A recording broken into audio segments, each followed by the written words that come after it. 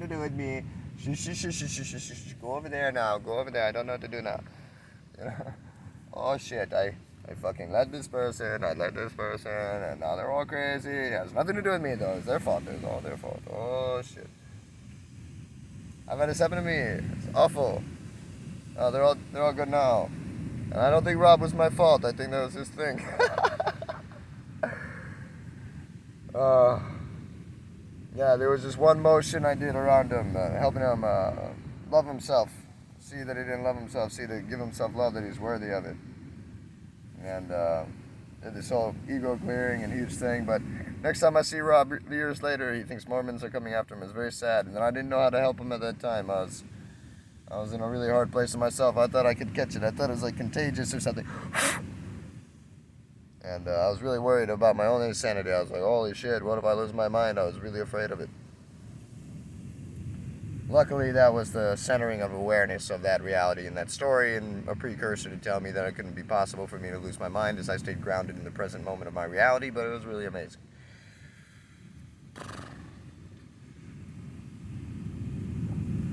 So yeah, that's interesting. People leading one another without actually knowing anything and feeling confident in doing so.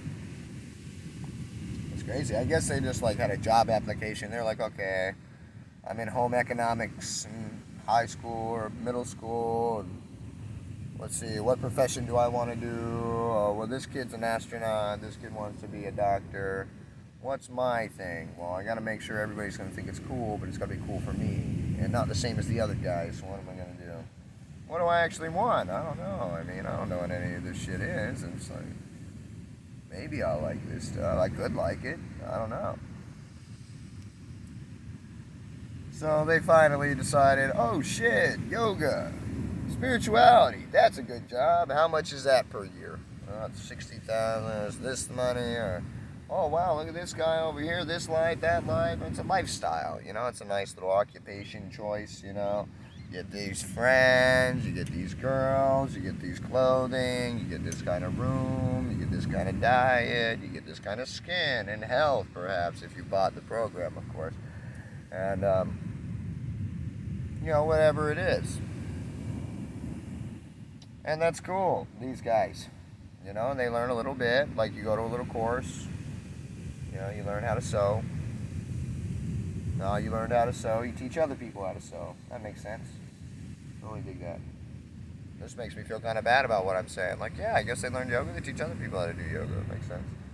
And I kind of dig that, you know. If you do learn yoga, you teach other people impeccably, authentically from where you are. But it seems there's a lot of damn teachers in the world that really don't know what they're talking about. You know, if I thought yoga was going to a class with pretty girls' butts in front of me and spandex or whatever outfit they happen to be wearing, and men or however, and we're all like boosting each other up with our sexy, healthy bodies and our wonderful diets that enable each other to continue judgment and duality and suffering for all beings everywhere without one exception.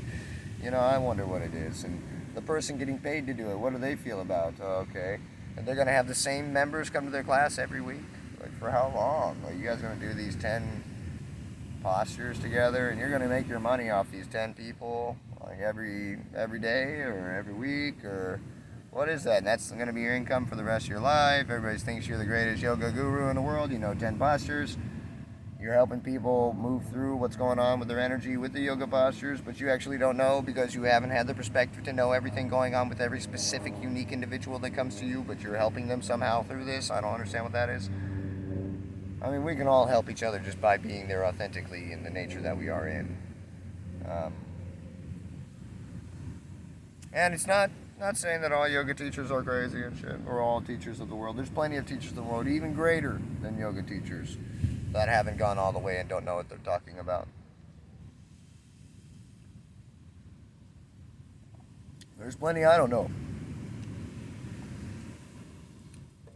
There's plenty enough that I do know to be able to see the stories and the lying, the illusory patterns that thwart spiritual progress throughout so many places, that people wish to exalt themselves above one another, that they wish to be the teacher, they wish to be the guru, that they wish to be the one who holds a certain level of knowledge about a certain data, and so they are the conglomerate, they are the a monopolizer. They are the proprietor of data, of an angle of view, of wisdom. They are the sole proprietor of these things.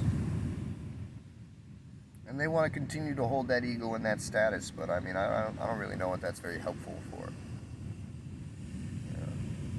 I do like that there's all kinds of things in the world that sustain our illusion, that sustain our reality, as they motivate me deeply to provide, through direct experience in the way in which I value knowledge to be truly transferred through actual knowing and full seeing and full views, and the transference of information impeccably, completely, utterly, authentically, 100% transparently, to the greatest amount possibly by any being in fullness, in the greatest amount of fullness. No extra, no less. Exact.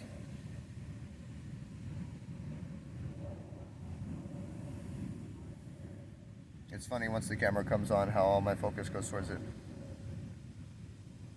We were talking just previous about allowing the movement of the moment to occur on its own, allowing it come through. Many different things about the whole of reality and effortless flow and all of the different possible ego programmings, cycles that could be occurring. Ignorances that pervade themselves to be wisdom, that boast themselves to be wise, but are actually, in the way in which they're describing themselves to be wise, are actually in a way of dissonance with what is an actual occurrence. And still, everything is still the epitome, or the utter epitome of the perfection, or complete balance of compassion and wisdom. But aside from that, we talk about the illusory stories, the ego programs that are dissolving away, dissipating, and giving way for the truth to come forth into the entire surfacing within our present physical realities and pervading the entirety of our consciousnesses. So yes, it's interesting when it goes this way or that way. You know, I sat up and everything, was going to roll a cigarette. Here we go. There was a lot being said. This is kind of funny. You come in a way, agitation kind of makes me judge myself in a big way, like, oh shoot, here I am talking bad about the world. Of course, we all understand that everything is perfect, but we can also say when it is that we have been silly, when we have been ignorant, when we have been harsh, when we have been dumb, especially if there's possibilities of us creating the need for reflection, such as suffering, you know. If there's a way that I have the ability to affect the quantum of my physical reality that has other beings that are equal to me existing within it, with just my thoughts and just my beliefs, that could cause the need for me to see war and death and murder and rape and pain and all kinds of fear or suffering, you know, in order to just simply get me to be able to accept myself, so that I actually stop binding the movement of wisdom energy within me and causing it something that could feel even worse to that energy personally, actually, literally, than the reflections we're seeing in the world. We may see it in such a vast abundance in the world around us, and it still may not exude the pain that is occurring for this individual, singular, equal being to us that is this bandwidth of energy that we are suppressing and not allowing movement. It's really amazing how we do this constantly with one another and we don't notice, because we have an inability to be actually there authentically with each other. If you're there with me truly, you have no problem listening to me. The channel will come through me, no problem. If you're not there with me truly, I'll bring a channel through and you won't want to hear it, but it needs to come through, because that's the point and avenue in which consciousness was directing that focus. And now you pinch it, and now it must come through in a very strange, pinched, and awful feeling way. For me, I used to get stopped up in these places, and then I would just have an uneasy energy that needed to be cleared through me in some kind of other way. Now I know how to move through the energy and redirection of focus to be able to process impeccably what's occurring, so it also brings in alignment the other being to be in harmony with me in my place, in which I realize and am aware of the energy that moves through me in my reality at this time, in our co-inhabited reality at that moment, while we're harmonized together. I've been able to see this in DMT ceremony and medicine ceremony. Been able to see how I lost the present moment with an amazing bandwidth of energy that was moving through me. And so because I lost the present moment with this energy, I pinched the energy. And it's very sad that it took me being at a certain angle of focus with a certain openness of awareness to a fine-tuning, holding tension, exactly how the moment brought me in very naturally, very easily, if I was just going to be with it, honoring it, you know. And then I instead moved my gaze in a way that kinked the energy in a way that now there's a ripple. But this was a straight stream. And so now that there's this kink, and that it's actually not a separate being, it's actually one full being, the ripple, the kink affects the entire being. And because the being had to be its particular way, now it's like I've smashed something that was organic, that has blood and organs. And it's like smashing a bug. Except for this bug is very long. And very, very, very, very, very long. And it's been hurt very badly. And the images that show you the personification of this energy, so you know that you've done to this energy, are images that relate to your human consciousness from the point of understanding in which you could understand sentencery and imagery. And so for me, it was like the people breaking apart, and like the body parts or something, like to show me the blistering and the soaring and the crushing and the smashing and the hurting and the harming of this bandwidth of frequency that was here for me. It's giving me a beautiful download. And in this way, it did still do this. So I don't need to judge myself. It was meant. I'm not a doer. This perception was meant to be transmitted. Somebody needed to perceive this in a way of impeccability that would be honest and in full integrity, that wouldn't be afraid, and would share it to the greatest amount of specificity, no matter what anybody would say of them being crazy or anything.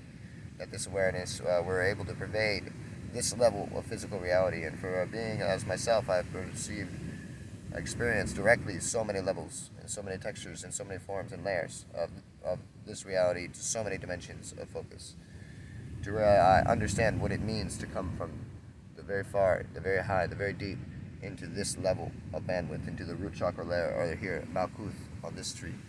You know, to be able to understand how things are coming through. And that's why the voice is so strong in me. It brings through impeccability. When you can articulate your experience in this manner and form, it is becoming real for you. The embodiment of those understandings, the spiritual ones that you think are esoteric and flimsy, here, within the physical, that you are embodying as an avatar of the earth. And my teachings come for those people. And they come for all people, though. All people equally. If you're here watching, it's meant for you. No matter how you're perceiving me, it's meant for you. And no matter how you are perceiving me, it is meant for me, even if not the way directly, indirectly. For whatever way it sends waves into the whole of consciousness, which is ourself, one thing, one being, myself, all of us. As one, no separation, no need to find out who's the greater, who's the less, who's the least, who's the most. We're all exactly equal, same positioning. Very beautiful are we. Very beautiful is the thing that we're doing for one another, the honoring, the perfection of all frequencies, and the being a benefit surrendered to liberation of all, to freedom for suffering for all, that every one of us are here to provide the contextual chord shapes necessary to provide liberation for all of ourselves. And so it's very beautiful that every one of you have played all the different roles that you're meant to play, and that I also, and that everything also, not from the point of doership that could be judged as greater or lesser than anything, from the place of beingship, of isnesses, the point of pure awareness, pervading all existence, moving all things in consciousness in the greatest of perfected unisons for the benefit of us all, individually and together. Both of those things being the same thing eventually, once we see truly.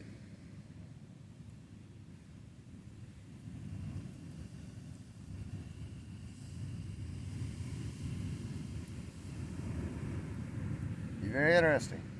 Funny place that we come into talking about teachers. There are some really great teachers in the world, some people who really know. There's some really great teachers in the world, some people that don't know a lot, but they're authentic and honest, and so they tell you where they're at, and so they teach you what it is that they have learned from their experience, and they share with you that. They can't share with you more than that, but they can share with you that, and it's very beautiful, this. It makes sense that you would want money for your teachings, but how many of you that your teachings will no longer give anybody anything of your teaching for free, because you got now paid for it? Is that really what happens? This would be very sad. If you simply get paid and you would do it no matter what, then very beautiful. But if you have to go out and put yourself out there and all these things, I mean, I guess in every way you would be giving this for free and not for any requirement of money. Maybe somebody gives you something after, but I mean, you have no requirement of it. You're so fulfilled by it. I mean, I feel as if I've received every time I give. I feel so grateful for the ability to do it. This is very interesting, these things. Also, the way that people speak is interesting to me, teachers. You know, they must not understand the frequency of the heart. They must not have made themselves very small. Did we talk about this already, or did we talk about this before the video? Either way. Very small. No stories, no anything. Just here right now. The heart is the very smallest frequency. Huh? It's the very smallest frequency. The very smallest space. None of this extra illusory shit could be with you when you go there. None of your ego. None of your wish for yourself, your desire. None of those things. So when you go through that tiny space, you're wiped clean. You can never go back with those things again. Free. I saw the word free when I said that. Wiped clean. Free. You're free. You're free from those things. You're free from your ego, your stories. You moved through a space where they could not follow you, and they are now behind you, and they are never coming back forward. They cannot move through the space you moved through. They have to hang out on the other side. They're not able to come. So it turns out they were never real anyway. They are completely illusion. Completely illusory the entire time. And so, what fell away was nothing. There was nothing to be holding on to. There was nothing there. You thought maybe. That's why it doesn't make sense, the teachers of the world. They keep secrets. They don't share with one another. They must be in competition. They must think that somebody could misuse the energy. Maybe they think that they will misuse the energy, so they never did try to go all the way. I don't know. But why else would you think somebody would misuse it? Some people are very paranoid. They think everybody will steal from them. They think I might steal from them. They don't trust me. I'm not going to steal from you. You could trust me. You could leave anything with me. I'll not steal it from you. But some people think that I might.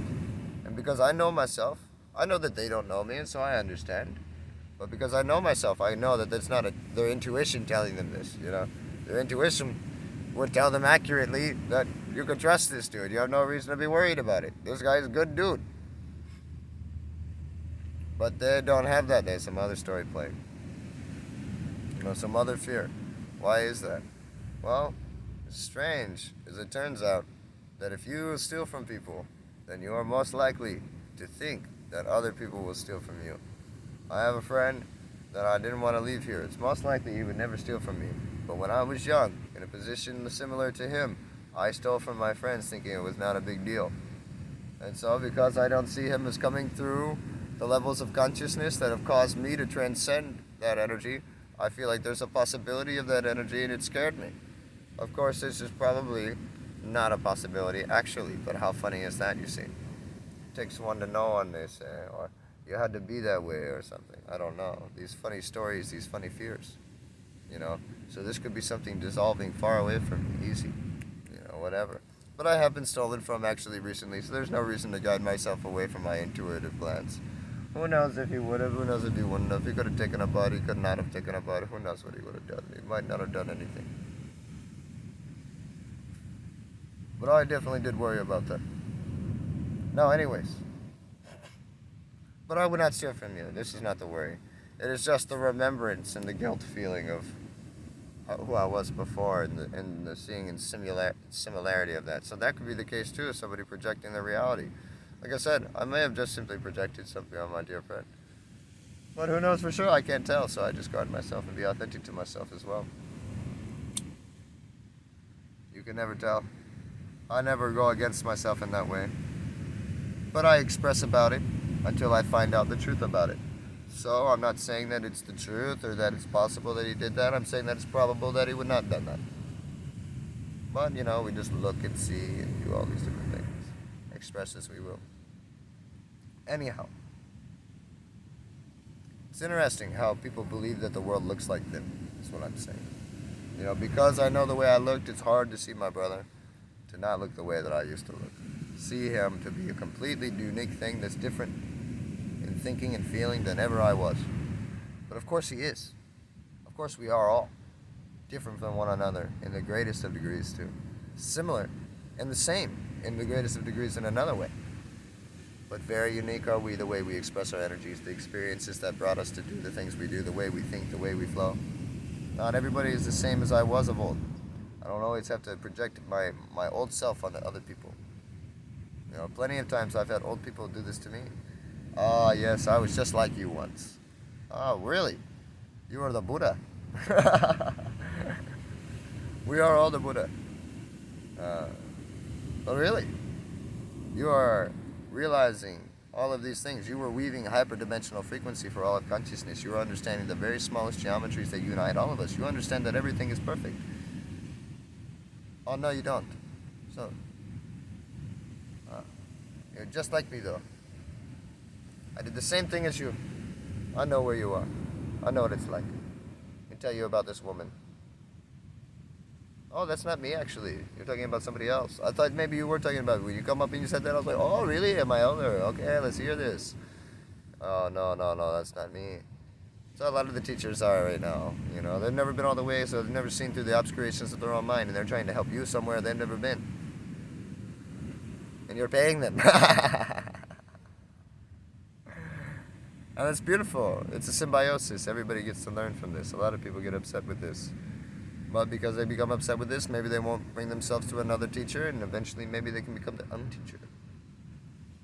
And so that's the thing too. Why is a teacher teaching people so slowly? If you help people route themselves through logic as to why to relax, then it'll be very easy for people to come. But you must not believe that they have an ability. And so in some way, we're seeing an opposite response. A lot of people are in fight with the mind, in fight with the thoughts, in fight with the ego. Eventually I came into the embracing of all of myself, and I was able to marry my right into my left. What they called my ego was me. I no longer fought, and it no longer resisted, and we no longer had tension. And then both of us relaxedly softened our gaze enough to allow the heart to show through and unite us. And now we just watch the heart constant. Him, her, and heart, giant. Very beautiful. You know, singularity in all of its many ways and dimensionalities and ways to distinguish its being. People don't talk about that. They always say, oh, I have more advanced teachings, but you're not ready for it. It will confuse you. You can't interpret it. You cannot get this right now. I'm like, oh. There are some people that actually cannot receive from me, actually. But anybody who watches this will be able to receive this to duration in which they are able to watch it at length. Maybe you only watch 2 sentences and you're like, oh, fuck this guy. Or maybe you watch the whole thing and you're like, yeah, this guy rocks. Whatever, you know, you're going to receive it however you receive it. But again, these guys don't know. You know, they wonder if you could misuse the information. You know, you could do something wrong with it. But they've never been able to show you what it looks like for somebody to be here on point, for somebody to be completely surrendered to the perfection of the moment, completely spontaneously occurring. You know, it's funny to me. It feels like, oh no, is this an arrogance? Is this a boast? Is this too much confidence? Am I going to stumble on myself? But I am actually so confident. It's like, oh yeah, I'm actually here doing it right now. It maybe doesn't look so significant, but I can show you a great significance too. A lot of things are really good. I'm unfolding the fullness of my lotus. And so I'm in a precipice of a view that I'm not sure anybody's viewed for a very, very, very, very long time. So I share it, you know, because it's like a gift, you know. It's amazing keys. Who knows when a lotus will bloom in this degree again with this amount of contrast? You know, it's really amazing. And so I'm so delighted to be able to share it, because there's been some times in history where they've talked of a blooming of a lotus just like this, except for they're always fabricated or weaved in harmony and synchronicity and symmetry with their times that they were in, the peoples that they were in. Now we're in this modern time. It's going to look like me, which is kind of cool. But I can see, oh, that person must not have gone all the way. Like, why? Oh, because they don't have this open up and this open up. Or they don't move their body. They're not explaining to you these things. Why? Because they're afraid. They think they can confuse you. Why? they're not able to be full in their expression. They're not able to follow through with the entire impeccability of the channel without mind. Otherwise, they would see that it writes itself, no problem. They don't have to guide it. They don't have to control it. They don't have to know it. They don't have to keep it. They don't have to covet it. They don't have to decide with discernment who's worthy, who's not worthy. It does it on its own. It does it. You know, like what's happened? Oh, I have more advanced information, but don't worry about that. Like, well, I don't know. I mean, what is it?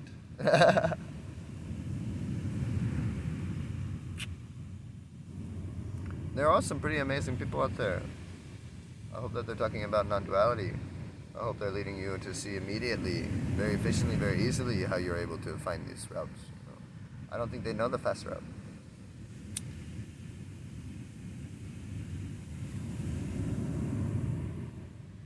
Which means, you know, maybe they think that there's some form of effort necessary, some form of force, you know, some form of training, that you must do it like I did it. If they would have went the faster route, they'd have seen what surrender could do.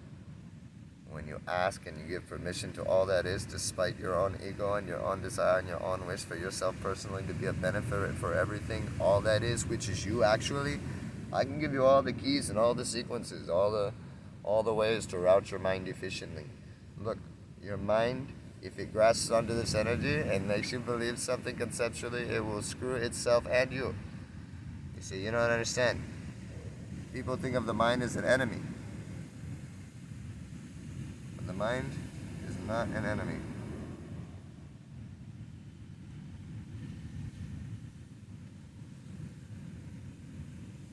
Little ant went in here. I'm just trying to make sure he didn't fall in. If he didn't fall in, we're good to go. And I'll set this down all nice and gentle.